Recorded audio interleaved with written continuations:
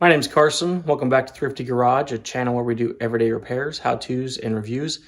And in today's video, we have another Bobcat attachment here in the shop. This is a Paladin FFC Preparator or FFC Sweepster. A couple different names for these, but scored this on Facebook for 500 bucks. Needs some work, just like everything around here, but I'm excited to get into it. Bought this possibly non-operational unit, haven't tested it yet. And the story that I was told by the seller is a family member was awarded it in a divorce and that it was appraised at $500, and so that's why they sold it for $500. It is a very, very, very old model. I don't know when they started making stuff. I think early 2000s, but the serial number is very old style, just a welded on tag with a serial number. It doesn't have the bigger tag that has a bunch of information on it. It doesn't have, it's like a 3566 or a 3576 is what they modeled them as now. So it doesn't have any of that. It's got the old stuff. So I'm just working on stripping this down. Really, really rusty. So kind of just stripping off the paint. It's not going to be perfect, but getting it good enough. This side cover was missing. You can see how worn down this plate is, completely gone. So I for sure need to order 2 new plates for that. I need to order a new chain cover here for this side. This connects the drum to the broom. And our drum here, these are about $2,500 now, possibly even $3,000 with tax. But the teeth are pretty worn. I actually didn't realize it until I started looking on this guy. My teeth on my unit are about 1 inch tall. These are about 1/2 inch tall. And looking on the replacement teeth, they actually come out like 1.5 inches, 2 inches with a square tip that's only like 3/4 of an inch. You know, these are about 2 inches wide.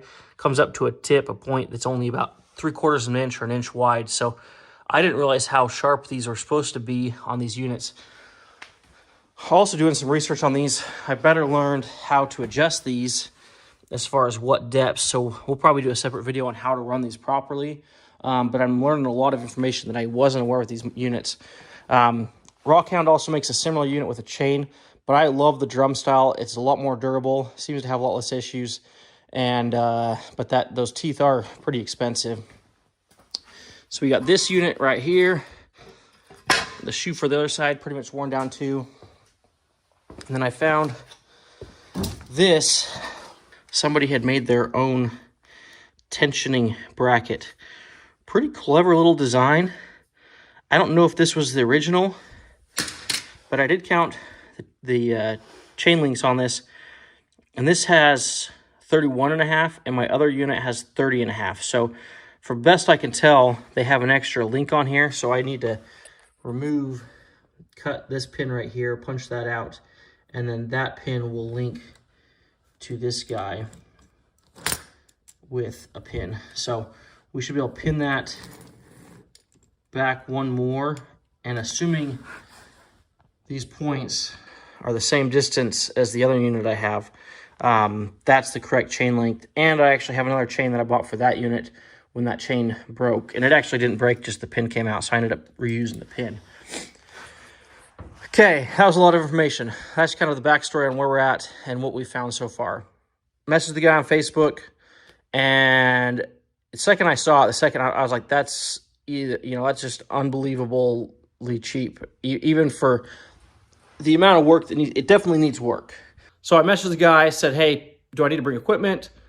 What's the address? Where you at? Like all this stuff, just trying to get a response. It usually takes a while for people to respond. So got a response out of him, he said the location. I'm like, okay, great. I could be there in 1.5 hours. So I started loading up, getting everything ready to go.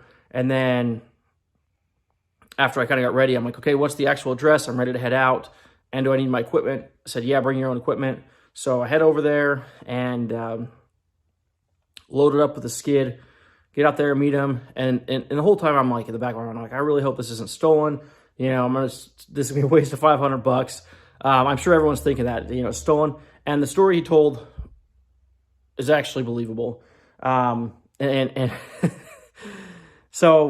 I know how these things work. I know how Facebook Classifieds works. If you have something listed too low, you know it real quick. So So this whole time I'm just like, he's going to text me 30 minutes into my drive that it's already gone. Somebody already picked it up. But I headed out there, tell my arrival time. He's like, that'll be perfect. I'll meet you there. And just driving, didn't hear from the whole drive. So got there, he met me. He drives a really nice truck, so I don't think he has an issue with needing money. Or he's not really like the type of guy that you'd think is stealing stuff and reselling on the side. So meet him, he tells me the story. He's like, I know nothing about it. I don't know if it works. I look at it and I kind of just say, yeah, it's going to need some work. It's definitely. And then he's like, hey, you know, tell me the truth. Is this really low priced? He's like, you cannot believe the number of messages I received over the last couple hours. And I'm like, yeah, I definitely can believe the number of messages you received in the last 2 hours. And I can't believe that I drove an hour and a half and was able to beat everyone else to get in this, and that he actually, you know, held his word and all that. So I didn't really like say, hey, it's worth a lot more than that. I just said, you know, it's in rough condition. It's going to take a lot of work, time, and money to get it back into operational condition. And so, yeah, it's low price because of that. And looking at some of the stuff, you know, I don't even know if the hydraulic pump works yet. So the hoses are extremely trashed, needs a lot of work. So did I get a good deal? Absolutely. I could probably turn this around and sell it for 5 times what I paid for it without even touching it. I could probably spend 5 or 10 hours on it, throw some paint on it, throw a couple hundred, probably $500 for the shoes and all that stuff. I'm probably gonna be minimum $500 of parts. I could probably do that and still, you know, sell it for $4,000 or $5,000. Or I could put a new drum on it, and it's not gonna be worth. If I put a $2,500 drum on it, it's not gonna be worth $2,500 more. And I don't know if it's really worth my time welding on all new teeth. But I'm shocked that I got this. I'm always looking on Facebook. I guess it pays off eventually. Finally paid off and got a sweet deal on something, and went to our local dealer and got a request in for parts. They didn't have any book parts, which is kind of weird to me. They're going to have to reach out to Paladin and get pricing. So they're going to get back to me. But the sticker kit on this is actually supposedly free. So I want to put all new stickers on it, regardless if I have to pay for them or not, and get this looking better. And plan is to resell it. So I've already got one of these. It's a 2018 model, so it's a lot newer, a lot better condition. But like I said, I learned a ton of stuff about these while I was doing research. And this unit's not bad. It just needs some work. So we'll take a look at these hoses real quick. So these hoses are just really cracked. You can see the internal hose there. Both of these don't appear to be the factory length. These are extremely long. They've got a different type of sheeting on them. And these could have been original from when, I don't even know what year this is. I'm guessing pre-2010 as far as the year on this. So definitely need new hoses on this. The pump, I noticed, is a different setup than the pump I have. The port on these comes out at a different spot, I believe, or it's cocked a different direction. What else is different? This is a 66, mine's a 76. The steps are a lot different. Mine has a big welded on step right here, which I might end up buying that and welding it on. I'm sure it's just a generic step. Mine also has a side step over here on the side, which is really nice to get in. But every time I load up my trailer, it always hits my trailer. So, which that kind of protects this box once that's on there. So maybe that's a good thing, but I feel like I'm always snagging this side. And that footstep's a lot different, more compact. Nicer for not hitting, but not as nice for getting in. I'm hoping I can get a new preparator sticker. But, you know, whatever, it is what it is. So, plan right now is to just get it back together. Going to, I don't know how to do these chains very well, but I'm going to try to punch that out and get that reconfigured. That's a big problem. Once we figure out that, we can hook up to a skid and test run this and see if it actually is operational. But, you know, if I do sell this as is with that drum, this will probably work. But it's gonna, it's not gonna bite as well as mine does with longer tines, or I've never even run a new one, so I don't even know how the factory is in comparison. But I'm excited to revitalize this guy. So stay tuned and we'll keep you informed.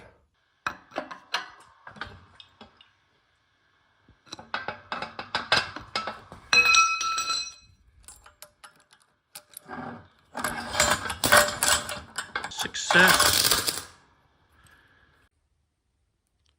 Got the preparator all prepped and ready for paint. Just do some plastic on the chains and on the bearings. First time using this crud cutter, the Must for Rust. This stuff's pretty toxic. Probably shouldn't use it indoors, but it actually did a really good job taking care of the rust and getting us a clean surface. You can see these cracks where I couldn't sand, it's not as good, and I missed a few spots like that one.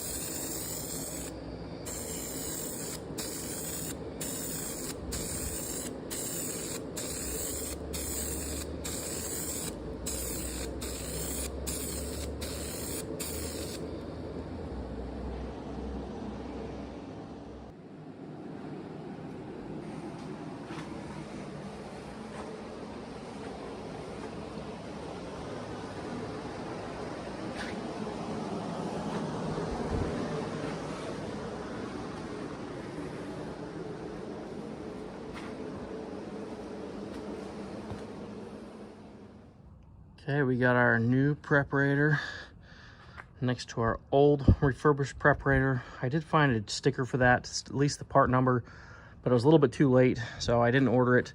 We've got all new sticker kit on here, all looking fresh and clean and really good. Just finished putting on these new shoes. I ordered new shoes. They're going on mine, and then these ones actually had more wear than I thought they did. So I'm gonna throw these on here, gonna pressure wash this off, and then throw a coat of black paint on there so it matches. And then I'm gonna probably list this thing for sale. So we'll see what I end up pricing it for. I am still missing this cover, which is a bummer. And then here's this side too. You can see that one's curling a little bit. So definitely thin, but it will look great on this one, and it's way better than the worn out shoes that were on here. And then I score a brand new set on this guy, so that's win-win for me. So yeah, almost done with this project. Okay, we gave her a wash, painted up these shoes.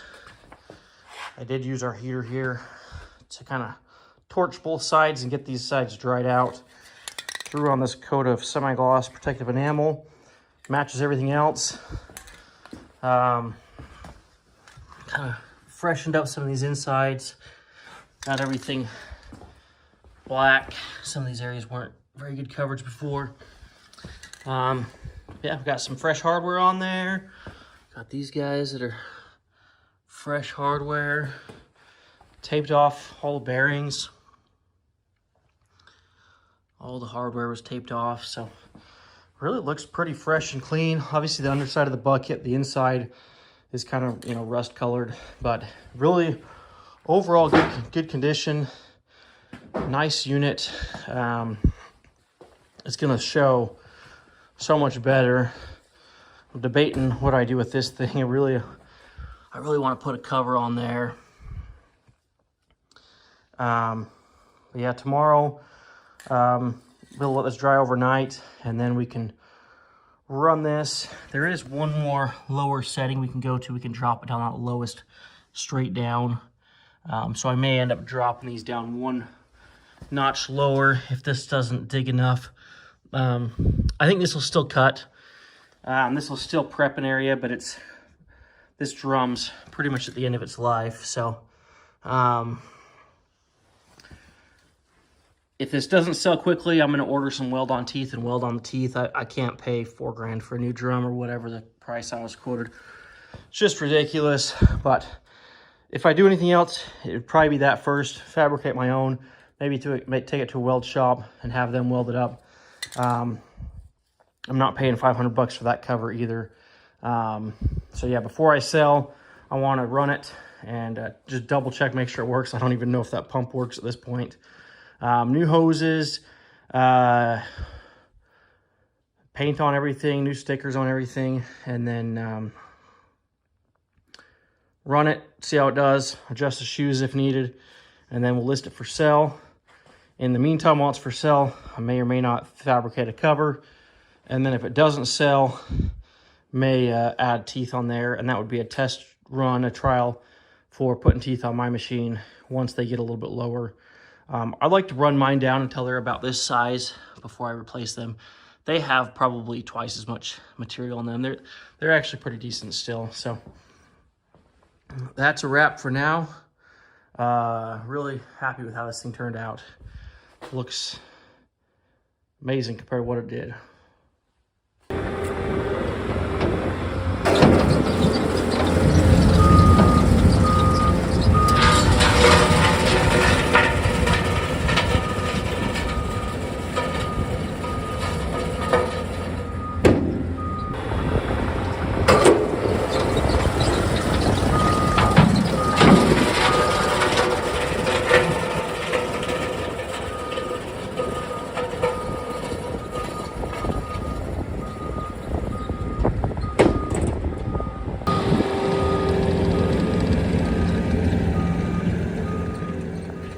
Maybe the last update video on this FFC preparator I picked up probably 6 months ago now. Been trying to sell it, hasn't had much interest. That has developed a hydraulic leak, which actually happened because my other preparator attachment, the hoses fell down under the tracks, ripped them off. I took the 2 good hoses, oh look, it's stripped.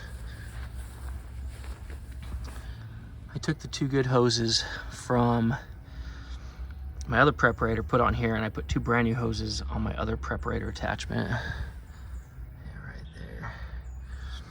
So this has been leaking quite a bit.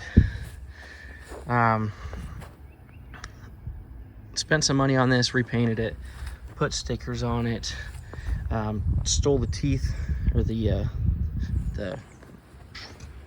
whatever those are, the shoes. Stole the shoes off of my other one. Couldn't find, well, that was too expensive. Ended up keeping taped off around this guy, but everything else, new stickers. This, I think I just repainted this one. That chain cover, did some service. This was too tight, so it was only going one direction. Fixed that. Just need a little bit of stuff. The teeth down here are pretty wore out. So eventually this is going to need to have new teeth welded on or a new drum. I think the teeth are about $1,000–1,500 bucks. A new drum's like $2,500 bucks. So I knew these things are about $15,000 to $18,000, maybe even more. I bought mine used, I want to say, for 5 or 6. Actually, I think it was closer to 6. I've been asking 6 for this, and this guy's offered $4,500. After my 5,000 firm request. So we'll see if he actually shows up and picks it up. Had a guy yesterday show up. You can see I ran some test patches here. Dumped a load of dirt on the right here. Just scraped it normal here on the left. And then dumped this load here and spread it out. Just one pass real quick with the machine. And he wanted me to drive it 30–45 minutes to where he's at and leave it for him to test demo for his buddy on his property, and then maybe his buddy would be interested in buying it. So not really of interest there. So I'm hoping this guy works out and hopefully get it sold.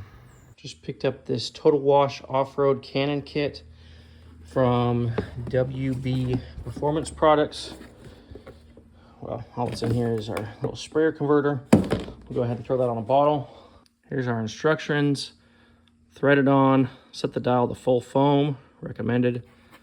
And then spray generously on the surface, wait 60 seconds before rinsing. Do not let it dry, rinse off with high pressure spray. Boom. Let's do it. Okay, this is my first time using this. We'll see how well it works.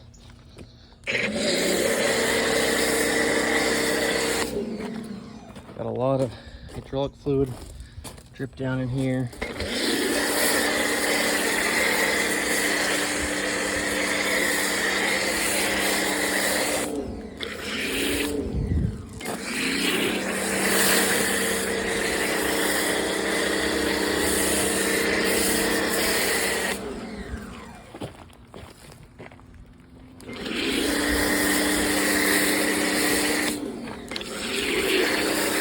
Smells pretty good. It's not a volcanical like I would expect. Okay, and this is just a Sunjo pressure washer. Nothing crazy. Modified wand, just for the quick connects, ease of use. Pretty much rinsed off. How much grease have we got in here?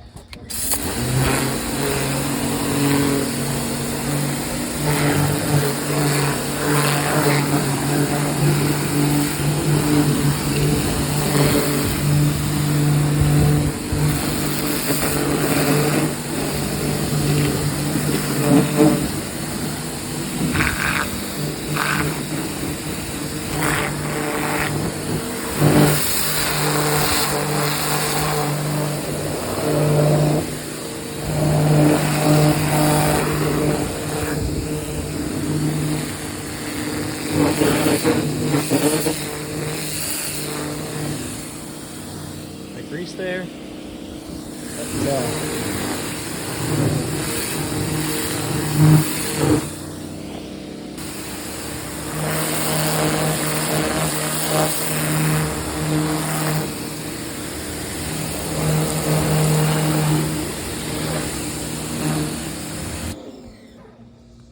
Okay, probably used 2/3 of that container, quite a bit for just a little attachment. Probably would reduce the foam next time.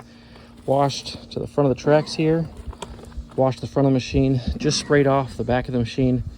So we will let that dry and see. And we washed this off pretty good. So we will see how much hydraulic fluid is in any of these areas, if any. Overall, the reflection right now, I don't see like an oily hydraulic residue. So hopefully that turns out well. If that guy comes to pick this up, it'll at least look clean. Okay, let's take a look at this after it's dried off. There is a little bit of debris down here on the bottom. Could have just been my rinse job. Still has some grease on here.